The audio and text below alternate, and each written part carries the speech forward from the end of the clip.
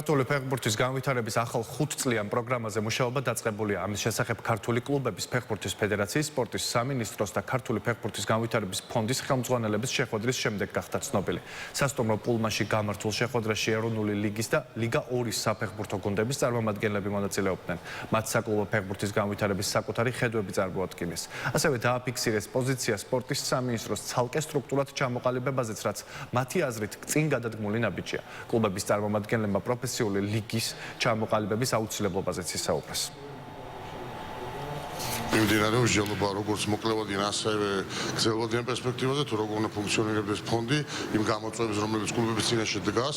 და რა თქმა უნდა, ყველა ჩვენი ნაბიჯი მიმართულია იმისათვის, რომ საკლუბო ფეხბურთი უკეთესი იყოს, უკეთესად გამოვიდნენ გუნდები ევროტურნირებზე. შევთანხმდით იმაზე, რომ შეიქმნება მუშა ჯგუფი, რომელიც რა თქმა უნდა ეს ფეხბურთის განვითარების ფონდთან ერთად, რომელიც იმუშავებს უახლოესი 5 წლის მანძილზე ფეხბურთის პროგრამას.